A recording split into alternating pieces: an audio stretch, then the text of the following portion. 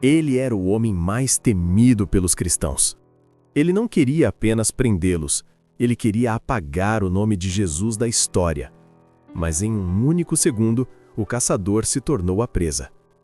O que aconteceu na estrada de Damasco não foi apenas um acidente. Foi o fim de um homem e o nascimento de uma lenda. Você está pronto para ver o que acontece quando o ódio se encontra face a face com a luz? A fúria que agora dominava Saulo não se contentava com vitórias isoladas. Seu zelo crescia à medida que a igreja se dispersava, e cada passo dado pelos seguidores de Jesus parecia, aos seus olhos, uma afronta direta à honra da lei. Com a autoridade recebida dos principais sacerdotes, ele entrava nas casas, interrogava, ameaçava, separava famílias. E o nome de Jesus, pronunciado com lágrimas e fidelidade, tornava-se para ele motivo de ira ainda maior. Respirando ainda ameaças e morte contra os discípulos do Senhor, Saulo aproximou-se do sumo sacerdote e pediu cartas para as sinagogas de Damasco, a fim de que se encontrasse alguns que eram do caminho, assim homens como mulheres, os conduzisse presos a Jerusalém. Atos 9, versículos 1, 2. Convencido de que servia a Deus, seu coração endurecia-se, enquanto a consciência, sufocada, lutava em silêncio. A cada prisão, a cada sentença, algo dentro dele se quebrava lentamente, mas o orgulho e o senso de missão falavam mais alto, empurrando-o para a frente, como se recuar fosse admitir que estivera lutando contra o próprio Deus.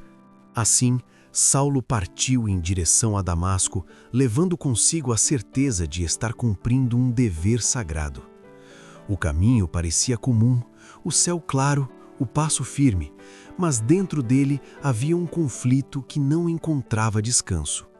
As palavras de Estevão, ditas entre dor e perdão, insistiam em retornar à sua memória, misturando-se às profecias que ele conhecia desde a infância.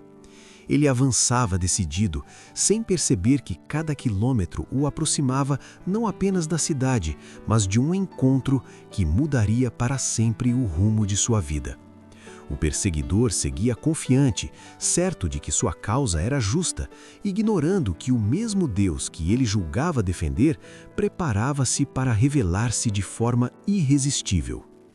O silêncio do caminho tornava-se pesado, carregado de expectativa invisível, como se o céu observasse atentamente cada batida de seu coração, aguardando o momento exato em que a luz romperia a escuridão de sua alma e a fé, construída sobre zelo e orgulho, seria confrontada pela verdade viva que ele tanto combatia. O impacto daquela luz não foi apenas físico, foi interior, profundo, esmagador. No silêncio abrupto que se seguiu, mais denso que o ruído da viagem, uma voz rompeu o coração da certeza de Saulo e ecoou com autoridade impossível de confundir. Saulo, Saulo, por que me persegues? Tremendo, ainda caído por terra, ele respondeu com a pergunta que mudaria sua existência. Quem és, Senhor? E a resposta veio direta, sem espaço para fuga ou argumento. Eu sou Jesus, a quem tu persegues. Naquele instante, todas as convicções construídas ao longo de anos começaram a ruir. O nome que ele tentara apagar agora se revelava vivo, glorioso e soberano. O perseguidor percebeu que cada homem preso, cada mulher arrastada, cada lágrima causada não havia sido contra uma seita, mas contra o próprio Messias. A ordem que se seguiu foi simples e incontornável. Levanta-te, entra na cidade, e lá te será dito o que te convém fazer. O zelo que o impulsionara até ali fora interrompido pela verdade. Quando Saulo tentou abrir os olhos, a luz já não estava ali, mas a escuridão permanecia. Ele via apenas trevas. As mãos que antes conduziam agora precisavam ser guiadas, e aquele que marchara com autoridade entrou em Damasco dependente, silencioso, quebrantado. Seus companheiros ouviam a voz, mas não viam ninguém, e conduziram-no pela mão até a cidade. Atos 9, 7 e 8. Por 3 dias, Saulo permaneceu sem ver, e não comeu nem bebeu. Atos 9, 9. O homem que respirava ameaças, agora respirava arrependimento. No escuro, sem distrações, sua mente revisitava as escrituras que conhecia tão bem, agora iluminadas por um significado novo e perturbador. O Cristo crucificado, que ele julgara impostor, surgia como o cumprimento vivo da lei e dos profetas. Em silêncio e jejum, a alma de Saulo começava a ser reconstruída, não mais sobre orgulho e violência, mas sobre a revelação de um Deus que não o destruiu no caminho, mas o chamou pelo nome. A revelação foi completa, inexorável, impossível de ser ignorada. Aquele que Saulo julgara derrotado pela cruz, agora se apresentava como Senhor vivo, e a verdade atravessava sua alma com a força de um julgamento divino. Cada profecia outrora memorizada ganhava vida, alinhando-se como peças que finalmente se encaixavam. Isaías, os Salmos, Daniel, tudo apontava para o mesmo Cristo que ele havia combatido com tanta fúria. A certeza que o sustentara desmoronava, e em seu lugar surgia uma compreensão dolorosa, porém clara. O zelo sem verdade havia se tornado instrumento de destruição. As palavras, duro é para ti recalcitrar contra os aguilhões, Atos 9, 5, ecoavam dentro dele como uma explicação de toda a sua inquietação passada, de cada dúvida reprimida, de cada noite sem paz. Resistir à verdade sempre lhe causara feridas internas, e agora ele entendia por quê. A luz não apenas o cegara fisicamente, mas expôs o estado real de sua alma diante de Deus. Naquele instante decisivo, o perseguidor deixou de existir. Diante do Cristo glorificado, Saulo não tentou justificar-se, não argumentou, não apelou para sua linhagem ou méritos. Tudo isso perdera o valor. A única coisa que restava era a necessidade de submissão. Sua mente, treinada para liderar e acusar, agora se curvava para aprender. O homem que confiara cegamente na autoridade humana percebia que havia confundido tradição com verdade, poder religioso com vontade divina. O testemunho de Estevão, antes considerado blasfêmia, tornava-se prova irrefutável. Ele realmente vira os céus abertos e o Filho do Homem que está em pé à mão direita de Deus. Saulo sabia agora que resistir a essa revelação seria resistir ao próprio Deus. O silêncio que se seguiu à voz não foi vazio, mas carregado de decisão. No chão, quebrado e cego, nascia um novo homem, ainda sem palavras, ainda sem direção, mas definitivamente alcançado pela verdade que mudaria para sempre o curso de sua vida. O peso dessa compreensão caiu sobre Saulo como um julgamento silencioso. Cada rosto lembrado, cada lágrima ignorada, cada morte consentida levantava-se diante dele não como acusações humanas, mas como um confronto direto com o céu. Ele percebeu que o Cristo exaltado não se afastara de seu povo sofredor, mas caminhara com eles nas prisões, estivera com eles diante dos tribunais, sofrera com eles no momento da morte. As palavras, "Eu sou Jesus, a quem tu persegues", revelavam uma união indissolúvel entre o Salvador e seus discípulos. Ao ferir a igreja, Saulo ferira o próprio Senhor. Ao silenciar testemunhas, tentara silenciar a verdade viva. Essa revelação dissolveu qualquer resquício de justificativa. O zelo que antes o inflava, agora o esmagava, pois ele via que toda sua força fora dirigida contra o propósito divino. A lei que amava apontava para Cristo, e ele, em sua cegueira espiritual, havia se tornado inimigo daquele que a cumprira plenamente. Nesse reconhecimento doloroso, o orgulho rendeu-se por completo. Saulo não via mais os discípulos como enganados, nem suas mortes como necessárias, mas como testemunhos fiéis de uma verdade que ele se recusara a aceitar. A lembrança de Estevão, ajoelhado em perdão, ressurgia com clareza perturbadora. A oração do mártir não fora em vão. Agora, no silêncio após a voz celestial, Saulo compreendia que sua resistência havia sido longa, mas não definitiva. Cristo não o destruíra no caminho, não o consumira na luz, mas o chamara ao arrependimento. Aquele momento marcava o fim de uma guerra interior e o início de uma rendição inevitável.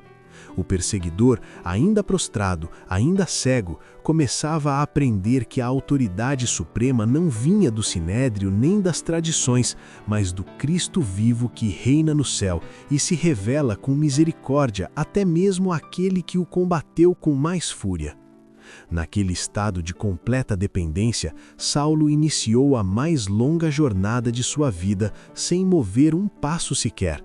O corpo permanecia imóvel, mas a mente percorria anos de decisões, palavras e atos agora expostos à luz da verdade. Cada lembrança surgia com nitidez implacável. As cartas obtidas com autoridade, as prisões realizadas com convicção, os olhares suplicantes ignorados, tudo retornava sem defesa possível.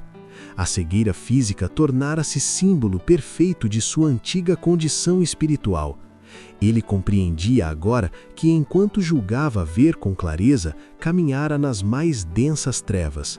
As Escrituras, antes manejadas como arma, reapresentavam-se como testemunhas contra ele. A lei que amava o conduzia diretamente ao Cristo que negara. Em oração silenciosa, Saulo não buscava mais justificar-se, apenas compreender. O coração, antes inflamado por zelo humano, agora se consumia em arrependimento profundo. Cada batida parecia perguntar se ainda havia esperança para alguém que lutara tão intensamente contra o próprio Filho de Deus. Esses 3 dias, marcados pelo jejum e pela escuridão, tornaram-se um altar invisível, onde o velho Saulo era lentamente consumido. Não havia distrações, nem vozes externas, apenas o confronto direto entre a verdade revelada e a vida passada. A imagem de Estevão retornava repetidas vezes, não mais como um blasfemo condenado, mas como uma testemunha fiel, cuja fé permanecera firme até a morte. A paz que o mártir demonstrara diante da violência agora fazia sentido. Ele realmente contemplara a glória de Deus. Saulo entendia com dolorosa clareza que cada tentativa de silenciar aquela fé apenas a tornara mais viva. Na solidão da casa de Judas, o perseguidor aprendia a esperar. Pela primeira vez, não agia, não comandava, não julgava, apenas aguardava. O homem que partira para Damasco cheio de autoridade, agora dependia inteiramente da vontade daquele a quem perguntara: Senhor, que queres que faça? E no silêncio, preparava-se o próximo ato de uma história que já não lhe pertencia. Isolado, incompreendido e temido, Saulo experimentava uma solidão mais profunda do que qualquer prisão que já impusera a outros. Aqueles que antes o reverenciavam agora estavam distantes, e os crentes, marcados pelo medo, não ousavam aproximar-se. Ele aceitava esse isolamento como justo. Sabia que não podia exigir confiança depois de tudo o que fizera. Assim, privado de qualquer apoio humano, voltou-se completamente para Deus. Ali, sem máscaras, sem cargos, sem reputação, abriu o coração em quebrantamento. Cada oração nascia da necessidade, não da formalidade. Cada súplica carregava o peso de uma vida inteira mal direcionada. Naquele silêncio, Saulo descobria que a fé verdadeira não se constrói sobre aplausos ou autoridade, mas sobre dependência absoluta. O homem que ensinara a muitos, agora aprendia a se prostrar, reconhecendo que apenas a misericórdia divina podia alcançar alguém que havia combatido tão obstinadamente a verdade. Enquanto orava, as Escrituras se tornavam vivas. As profecias que antes lera com rigidez legal, agora pulsavam com um sentido espiritual. O servo sofredor de Isaías, o justo rejeitado dos Salmos, o Messias prometido a Israel surgiam todos na pessoa de Jesus. Saulo percebia com clareza dolorosa que não fora a falta de provas que o cegara, mas o orgulho. Sua justiça própria, antes motivo de glória, revelava-se insuficiente. Curvado como uma criança diante do pai, ele abandonava toda pretensão de mérito. Já não confiava em obras, linhagem ou zelo, mas suplicava pelos méritos de um Salvador crucificado e ressurgido. Nesse rendido reconhecimento, algo se transformava profundamente. A graça não apenas o perdoava, mas reorganizava seu interior. Seus pensamentos, desejos e propósitos começavam a alinhar-se com os do céu. Cristo deixava de ser um nome combatido e passava a ser o centro de tudo. Para Saulo, nada mais possuía valor comparável à justiça de Jesus, que agora preenchia sua vida com um sentido eterno e inabalável. A ordem celestial dirigida a Ananias revelava que o céu continuava em movimento enquanto Saulo orava em silêncio. Deus não apenas quebrantara o perseguidor, mas agora começava a restaurá-lo por meio da comunhão com seu povo. Saulo, ainda cego, já via com os olhos da fé. Em visão fora-lhe mostrado o gesto simples e decisivo que marcaria sua restauração. Mãos humanas, obedientes à voz divina, seriam um instrumento da graça. O mesmo Cristo que o confrontara no caminho, agora o conduzia passo a passo, ensinando-lhe que ninguém caminha sozinho no reino de Deus. A conversão não terminara na revelação, mas avançava na submissão. O homem escolhido como vaso aguardava, sem exigências, sem pressa, aprendendo que a autoridade espiritual nasce da obediência. Aquele que antes avançara com cartas de prisão, agora esperava por mãos de misericórdia. O silêncio da casa de Judas tornava-se um espaço sagrado, onde o tempo não era medido por horas, mas pela profundidade da transformação interior. Do outro lado, Ananias também enfrentava seu próprio conflito. O nome de Saulo ainda inspirava temor, lembranças de prisões e mortes injustas. No entanto, a voz do Senhor não deixava espaço para negociação. Aquele perseguidor agora era um homem em oração. O Cristo que se revelara a Saulo também se revelava a seu servo fiel, unindo dois destinos que jamais se encontrariam sem a intervenção divina. O Senhor declarara que Saulo fora escolhido para levar seu nome perante os gentios e reis e os filhos de Israel. Atos capítulo 9, versículo 15. Mas antes disso, ele precisava ser recebido, curado e confirmado.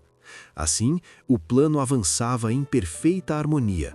O Espírito convence, Cristo revela, a Igreja acolhe. O caminho de Damasco não terminara na luz do meio-dia, nem na escuridão dos 3 dias, mas seguia agora para um encontro simples, silencioso e decisivo, onde a graça se manifestaria não em trovões, mas em obediência, fé e comunhão. O encontro selou aquilo que o céu já havia decretado.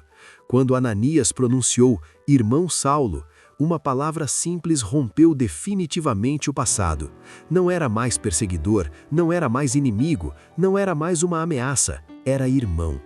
O toque das mãos humanas, obedientes à ordem divina, tornou-se o canal visível da restauração prometida. As trevas que o envolviam começaram a ceder e logo lhe caíram dos olhos como que umas escamas. Atos capítulo 9, versículo 18. A visão retornou, mas agora purificada, redirecionada, submetida à verdade. Saulo levantou-se diferente daquele que entrara em Damasco. O homem quebrado foi conduzido às águas e no batismo seu passado encontrou sepultura. Aquele gesto silencioso marcava publicamente o que já acontecera em seu interior. Uma nova lealdade, uma nova identidade, um novo Senhor.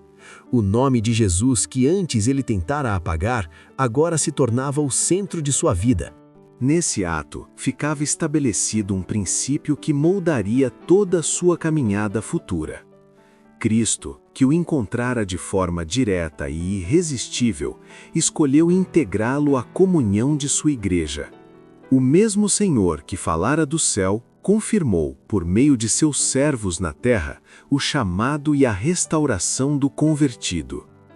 A fé de Saulo não seria isolada nem independente, mas vivida em comunhão com o corpo de Cristo. Assim, a autoridade espiritual não se manifestava em imposição, mas em serviço e unidade.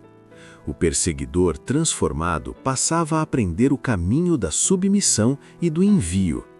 A igreja, antes vista por ele como um erro a ser extirpado, revelava-se como o corpo vivo através do qual Cristo continua a operar. Nesse arranjo divino, revelava-se uma verdade profunda e inalterável. O mesmo Cristo que chama do céu escolhe agir por meio de instrumentos humanos na terra. Saulo aprendera de forma definitiva que não bastava a revelação direta, nem a experiência pessoal isolada. A luz que o derrubara no caminho precisava agora fluir por canais estabelecidos pelo próprio Deus. A igreja, antes vista por ele como um erro a ser extirpado, revelava-se como o corpo vivo através do qual Cristo continuava a operar. Ao permitir que Ananias fosse o mediador de sua restauração, o Senhor ensinava ao recém-convertido que ninguém é restaurado apenas para si mesmo. A fé verdadeira conduz à comunhão, à submissão e ao aprendizado mútuo. Aquele que recebera tanto precisava agora aprender a receber por meio de outros, reconhecendo que o mesmo Espírito que o convencera atuava também nos humildes discípulos que ele desprezara. Assim, a conversão de Saulo tornava-se completa, não apenas pela mudança interior, mas pela integração ao plano divino visível. Cristo permanecia a fonte inesgotável de poder, graça e verdade. A igreja, porém, era o canal escolhido para levar essa graça ao mundo. Nada acontecia por acaso. Cada gesto de Ananias, cada palavra pronunciada, cada mão estendida carregava a autoridade celestial. Saulo compreendia agora que resistir à igreja era resistir ao próprio Cristo, e honrá-la era honrar aquele que a comprara com seu sangue. O perseguidor transformado começava a enxergar o reino de Deus não como uma experiência solitária, mas como uma obra viva, organizada, pulsante. O caminho que se abria diante dele não seria fácil, nem isento de sofrimento, mas estava firmemente ancorado na mesma verdade que um dia tentara destruir. E, em silêncio reverente, consolidava-se o início de uma missão que ecoaria pelos séculos. A história de Saulo nos prova que não existe coração duro demais que a luz de Deus não possa alcançar, e nem escuridão tão profunda que não possa ser dissipada pela verdade. Mas e você? Já sentiu em algum momento da sua vida essa mesma luz confrontando as suas próprias certezas? Já sentiu aquele choque entre o que você acreditava ser o caminho e o que o céu estava tentando lhe mostrar? Compartilhe sua experiência aqui nos comentários e eu adoraria ler como a sua jornada foi transformada. Se essa mensagem tocou seu coração hoje, não saia daqui sem deixar seu like. Isso ajuda muito a levar essa palavra a mais pessoas que, assim como Saulo, talvez estejam apenas esperando por um encontro com a verdade. E se você quer continuar acompanhando jornadas de fé e transformação como esta, inscreva-se no canal e ative as notificações. Obrigado por caminhar conosco até aqui. Que a luz de Cristo ilumine seu caminho, assim como iluminou o de Paulo. Até o próximo vídeo.